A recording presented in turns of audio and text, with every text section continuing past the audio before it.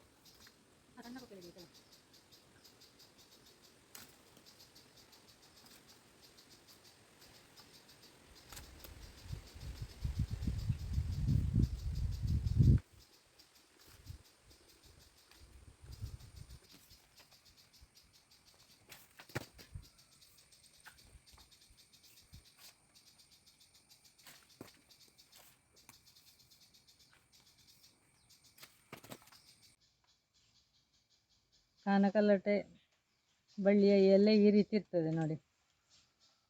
ಇದರ ಹಿಂಬದಿ ಸ್ವಲ್ಪ ಮಕ್ಕು ಅಂತ ಹೇಳ್ತೇವೆ, ತುರಿಸುವ ಗುಣ ಇದೆ ಇದರಲ್ಲಿ. ಇಲ್ಲಿ ಕೂಡ ಅಷ್ಟೇ, ಈ ಹೊರಗಿನ ಸೈಡು ಸ್ವಲ್ಪ ನಮ್ಮ ಚರ್ಮದ ಈ ಸೈಡಿಗೆಲ್ಲ ಸಿಕ್ಕಿದರೆ ತುರಿಸ್ತದೆ. ಹಾಗೆಂತೇಳಿ ಇದರ ಕಾಯಿ ಅಥವಾ ಎಲೆ ಅಂಗೈಗೆ ಮುಟ್ಟಿದರೆ ತುರಿಸೋದಿಲ್ಲ. ಇದೆರಡು ಬಲಿತ ಕಾನಗಲಟೆ. ಇದೆಲ್ಲ ಈಗ ಹದವಾಗಿ ಪದಾರ್ಥಕ್ಕೆ ಯೋಗ್ಯವಾದ ಕಾನಗಲಟೆ. ಬೀಜದಿಂದಲೂ ಕೂಡ ಇದರ ಗಿಡ ಮಾಡಿಕೊಳ್ಳುವುದು. ಹಾಗೆ ಇದೆರಡರನ್ನು ನಾವೀಗ ಹಣ್ಣಾಗಲಿಕ್ಕೆ ಇಟ್ಟುಕೊಳ್ತೇವೆ.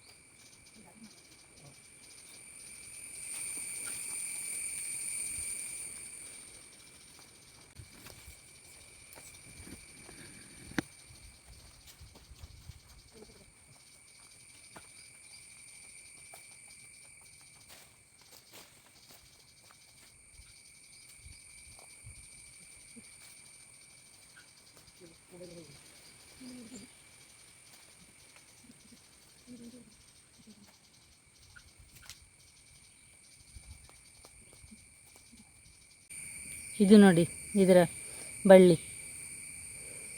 ಇದರ ಬುಡವನ್ನು ನಾವು ಈ ರೀತಿ ಒಂದು ಮರದ ಬುಡದ ಹತ್ರ ಆಗಿ ನೆಟ್ಟುಕೊಂಡದ್ದು. ಮರವನ್ನು ಆಧರಿಸಿಕೊಂಡು ಮೇಲೆ ಹತ್ತಿದೆ. ಹಾಗೆ ಮರದಲ್ಲಿ ಆದಾಗ ಕೊಯ್ದುಕೊಳ್ಳಿಕ್ಕೆ ಸುಲಭ ಅಂತೇಳಿ ಈ ರೀತಿ ಒಂದು ಮರದ ಬುಡಕ್ಕೆ ನೆಟ್ಟುಕೊಂಡದ್ದು. ತೋಟದಲ್ಲಿ ಹಬ್ಬಿಸಿಕೊಳ್ಳಬಹುದು, ಆದರೆ ಅದು ಕೊಯ್ಯುವುದಕ್ಕಾದರೆ ಸುಲಭ. ಹಾಗೆಂತೇಳಿ ಕಳೆ ತೆಗೆಯುವ ಮಿಷನಿಗೆ ಸಿಕ್ಕಿ ಅದು ಸತ್ತು ಹೋಗ್ತದೆ. ಅದಕ್ಕೋಸ್ಕರ ನಾವು ಹೀಗೆ ಒಂದು ಮರದ ಬುಡದಲ್ಲಿ ನೆಟ್ಟುಕೊಂಡದ್ದು.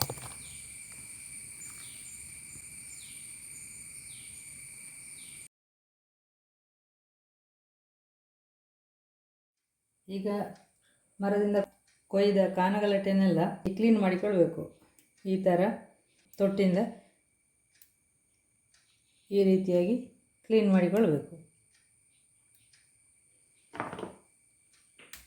ಇದು ಬೆಳೆದದ್ದು. ಇದನ್ನು ಪ್ಲಾಸ್ಟಿಕ್ ಕವರಲ್ಲಿ ಹಾಕಿ ಬಿತ್ತಿಕೊಂಡ್ರೆ ಅದು ಮೊಳಕೆ ಬರ್ತದೆ. ಅದರಿಂದಲೂ ಗಿಡ ಮಾಡಿಕೊಳ್ಳಬಹುದು. ಅಲ್ಲದಿದ್ದರೆ ಅದರ ಬುಡದಲ್ಲಿ ಬೇರು ಬಂದ ಬಳ್ಳಿಗಳಿದ್ದರೆ ಅದರಿಂದಲೂ ಕೂಡ ಗಿಡ ಮಾಡಿಕೊಳ್ಳಿಕ್ಕಾಗ್ತದೆ. ನಾವು ನೆಟ್ಟದ್ದು ಬೇರು ಬಂದ ಬಳ್ಳಿಯಿಂದ ಗಿಡ ಮಾಡಿ ಅದರಲ್ಲಿ ಅದೇ ಕಾನಗಲಟೆ ಇದೆ. ನನ್ನ ಈಗ ಕೈಯಲ್ಲಿರುವುದೆಲ್ಲ ಬಲಿತ ಕಾಯಿಗಳು. ಇದೆಲ್ಲ ಪದಾರ್ಥಕ್ಕೆ ಉಪಯೋಗಿಸುವಂಥದ್ದು.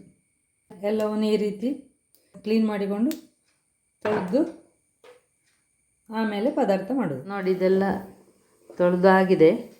ಈಗ ನಿಮಗೆ ಕಪ್ಪು ಅಂತ ಕಾಣ್ಬೋದು, ಅದು ಹೋಗೋದಿಲ್ಲ, ಅದು ಅದರದ್ದೇ ಕಲೆ ಅಷ್ಟೇ. ಎಲ್ಲವನ್ನು ಕ್ಲೀನ್ ಮಾಡಿ ಆದ ಕಾರಣ ಇದನ್ನೀಗ ಕಟ್ ಮಾಡಿಕೊಳ್ತಾ ಇದ್ದೇನೆ. ನೋಡಿ, ಹೀಗೆ ಇಟ್ಕೊಳ್ಳಿ. ಅಡ್ಡ ಕೊಯ್ಯಬೇಕು. ಇದನ್ನೀಗ ಹೀಗೆ ಅಡ್ಡವಾಗಿ ಕಟ್ ಮಾಡಿಕೊಳ್ಬೇಕು. ಈ ತೊಟ್ಟೊಂದು ತುದಿ, ಈ ತುದಿ ಭಾಗ ಇನ್ನೊಂದು ತುದಿ, ಈ ರೀತಿಯಾಗಿ ಒಂದು ಬದಿ ತೊಟ್ಟು ಇನ್ನೊಂದು ಬದಿ ತುದಿ ಇದೆಯಲ್ಲ, ಹಾಗಾಗಿ ಇದನ್ನು ಈ ಥರ ಅಡ್ಡವಾಗಿ ಕಟ್ ಮಾಡಿಕೊಳ್ಳಬೇಕು. ಇನ್ನೆಲ್ಲವನ್ನು ಈ ರೀತಿಯಾಗಿ ಕಟ್ ಮಾಡಿಕೊಳ್ತಾ ಇದ್ದೇನೆ.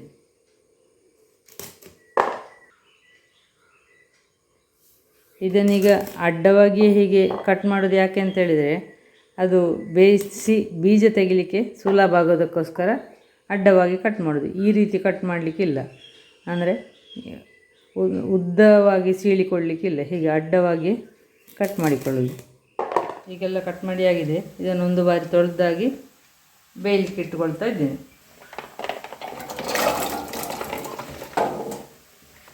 ಈ ರೀತಿ ನೀರು ಹಾಕಿ ಒಂದು ಕುದಿ ಬರುವಲ್ಲವರೆಗೆ ಇದು ಬೇಯಬೇಕು, ಮತ್ತು ಆಫ್ ಮಾಡಬೇಕು. ಹೀಗೆ ಕುದಿಲಿಕ್ಕೆ ಇಟ್ಟ ಮೇಲೆ ಒಂದೆರಡೆರಡು ಬಾರಿ ಮಿಕ್ಸ್ ಮಾಡ್ತಾಯಿರಿ, ಇಲ್ಲಿ ಅದರ ತಳ ಹಿಡಿಬೋದು.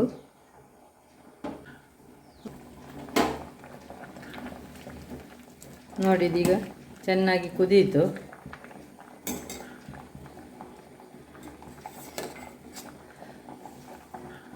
ಈ ಕುದಿಯುವಾಗ ತಗೊಳ್ಳಿ, ಬೀಜ ಹಾಗೆ ಬಿಟ್ಟು ಬರ್ತದೆ. ಅದಕ್ಕೋಸ್ಕರ ಈಗ ಒಂದು ಬಾರಿ ಕುದಿಸಿ ಇದನ್ನು ಉರಿ ಆಫ್ ಮಾಡಿಕೊಳ್ತಾ ಇದ್ದೇನೆ. ಇನ್ನೀಗ ನಾನು ಪ್ಲೇಟ್ ಇಟ್ಟು ನೀರು ಬಸಿಯೋದು. ನಿಮಗೆ ಹೇಗೆ ಅನುಕೂಲವೋ ಆ ರೀತಿ ನೀರು ಬಸಿದುಕೊಳ್ಬೋದು. ಇದನ್ನು ಸ್ವಲ್ಪ ಬಿಸಿ ಇರ್ತದೆ, ಆವಾಗ ಬೀಜ ತಗೊಂಡ್ರೆ ಬೇಗ ಬೇಗ ಬರ್ತದೆ. ನೋಡಿ, ಈ ರೀತಿಯಾಗಿ ಬೀಜ ತೆಗಿಬೋದು. ಸ್ವಲ್ಪ ತಣ್ಣಗಾದ ಮೇಲೆ ತೆಗಿಬೋದು. ನೋಡಿ, ಈ ರೀತಿ ಬೀಜ ಬರ್ತದೆ. ಎಲ್ಲವನ್ನು ಇದೇ ರೀತಿ ಇನ್ನು ಬೀಜ ತಗೊಂಡು ರೆಡಿ ಮಾಡಿಕೊಳ್ಬೇಕು. ಬೀಜವನ್ನು ಈ ರೀತಿ ತೆಗೆಯದಿದ್ದರೆ ಅದು ಬಾಯಿಗೆ ಸಿಕ್ಕಿದರೆ ತುರಿಸ್ತದೆ. ಅದಕ್ಕೋಸ್ಕರ ಈ ರೀತಿಯಾಗಿ ಬೀಜ ತೆಗೆಯೋದು. ಅದು ಒಂದು ಬಾರಿ ಹೀಗೆ ಕುದಿಸದೇ ಇದ್ದರೆ ಬೀಜ ತೆಗಿಲಿಕ್ಕೆ ಬರೋದಿಲ್ಲ. ಇದು ಬೇಯಲಿಕ್ಕೆ ಎಲ್ಲ ಬೇಗ ಬೇಯ್ತದೆ. ಹಾಗಾಗಿ ಈಗ ಈ ರೀತಿಯಾಗಿ ಬೀಜ ತಕ್ಕೊಳ್ಳೋದು ಇದರಿಂದ. ಈಗ ಕಾನಗಲಟೆಯ ಬೀಜವನ್ನೆಲ್ಲ ತೆಗೆದಾಗಿದೆ. ಈಗ ಅದಕ್ಕೆ 2 ಹಸಿಮೆಣಸನ್ನು ಕೂಡ ಸೀಳಿ ಹಾಕಿಕೊಂಡಿದ್ದೇನೆ.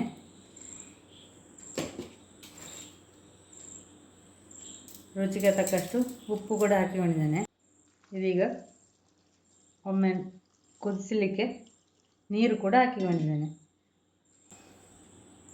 ಇದರಲ್ಲಿ ಈಗ ಬೀಜ ತೆಗೆಯುವಾಗ ಕುದಿಸಿಕೊಂಡಿದ್ದೇವಲ್ಲ, ಆವಾಗಲೇ ಹೆಚ್ಚಿನ ಪಾಲು ಬೆಂದಿರ್ತದೆ. ಇನ್ನೀಗ ಇದನ್ನು ಉಪ್ಪು ಹಾಕಿ ಚೆನ್ನಾಗಿ ಕುದಿಸಿಕೊಳ್ಳುವ. ಇದೀಗ ಚೆನ್ನಾಗಿ ಕುದಿಲಿಕ್ಕೆ ಸ್ಟಾರ್ಟ್ ಆಗಿದೆ. ಈಗ ಇದಕ್ಕೆ ಮಸಾಲೆ ರುಬ್ಬಿಕೊಳ್ಳುವ. ಮಸಾಲೆ ಅಂತ ತುಂಬ ಏನು ಇರುವುದಿಲ್ಲ ಇದಕ್ಕೆ ಸ್ವಲ್ಪ ತೆಂಗಿನ ತುರಿ ತಗೊಳ್ತಾ ಇದ್ದೇನೆ. ಹಸಿ ತೆಂಗಿನ ತುರಿ ಆದರೆ ಈ ಮಜ್ಜಿಗೆ ಹುಳಿ ಮಾಡುವಾಗ ರುಚಿ ಆಗ್ತದೆ. 3 ಹಿಡಿಯಷ್ಟು ತೆಂಗಿನ ತುರಿಯನ್ನು ತಗೊಂಡಿದ್ದೇನೆ. ಇದಕ್ಕೆ 1 ಹಸಿಮೆಣಸನ್ನು ಕೂಡ ತಗೊಂಡಿದ್ದೇನೆ. ತೆಂಗಿನ ತುರಿ ಜೊತೆ ಈ ಹಸಿಮೆಣಸನ್ನು ಹಾಕಿ ಸ್ವಲ್ಪ ನೀರು ಹಾಕಿ ರುಬ್ಬಿಕೊಳ್ತಾ ಇದ್ದೇನೆ.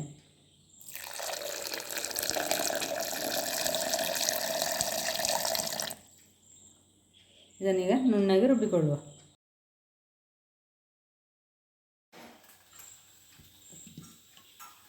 ಇದೀಗ ನುಣ್ಣಗೆ ರುಬ್ಬಿಯಾಗಿದೆ. ಇದನ್ನು ಬೆಂದ ಹೋಳಿಗೆ ಸೇರಿಸಿಕೊಳ್ತಾ ಇದ್ದೇನೆ. ಈಗ ಇದು ಮತ್ತೆ ಹಾಕಿದ ಹಸಿಮೆಣಸು ಕೂಡ ಎಲ್ಲ ಸಂಪೂರ್ಣ ಬೆಂದಿದೆ. ಈಗ ಇದನ್ನು ಈ ರುಬ್ಬಿದ ತೆಂಗಿನ ತುರಿ ಮತ್ತು ಹಸಿಮೆಣಸಿನ ಜೊತೆಗೆ ರುಬ್ಬಿದ್ದನ್ನು ಇದಕ್ಕೆ ಹಾಕಿಕೊಳ್ತಾ ಇದ್ದೇನೆ.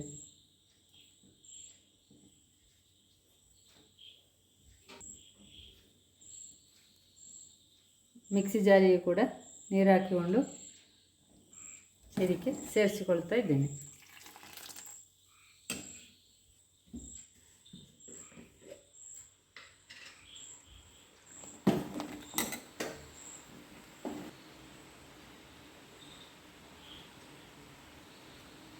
ಮಜ್ಜಿಗೆ ಕೂಡ ಸೇರಿಸಿಕೊಳ್ತಾ ಇದ್ದೇನೆ. 2 ಸೌಟು ಮಜ್ಜಿಗೆ ಹಾಕಿಕೊಂಡಿದ್ದೇನೆ. ಅದು ಹುಳಿ ಇಷ್ಟಪಡುವವರಿಗೆ ಸ್ವಲ್ಪ ಜಾಸ್ತಿ ಮಜ್ಜಿಗೆ ಹಾಕಬೇಕು, ಅಥವಾ ಹುಳಿ ಇರುವ ಮಜ್ಜಿಗೆ ಜಾಸ್ತಿ ಹಾಕಿಕೊಳ್ಳಬೇಕು. ತುಂಬ ಹುಳಿ ಬೇಡ ಅಂತಾದರೆ ಅದಕ್ಕೆ ಹಾಕಿಕೊಂಡ್ರೆ ಸಾಕು. ಅದು ಅವರವರ ರುಚಿಗೆ ಅದನ್ನು ಸರಿಪಡಿಸಿಕೊಂಡ್ರೆ ಆಯಿತು. ಈಗ ಇದು 1 ಬಾರಿ ಚೆನ್ನಾಗಿ ಕುದೀಲಿ. ಇದೀಗ ಈ ಥರ ಕುದೀತಾ ಇದೆ ನೋಡಿ. ಈ ಥರ ಕುದಿದ್ರೆ ಸಾಕು, ತುಂಬ ಹೊತ್ತು ಕುದಿಸೋದು ಬೇಡ. ಈ ಥರ ಒಂದು ರೌಂಡೆಲ್ಲ ಕುದಿಯುವಾಗ ಉರಿ ಆಫ್ ಮಾಡಿಕೊಂಡ್ರೆ ಆಯಿತು. ಈಗ ಇದಕ್ಕೊಂದು ಒಗ್ಗರಣೆ ಹಾಕಿಕೊಳ್ಳುವ. ಸಾಸಿವೆ ಮತ್ತು ಎಣ್ಣೆಯ ಒಂದು ಒಗ್ಗರಣೆ ಹಾಕಿಕೊಳ್ಳುವ.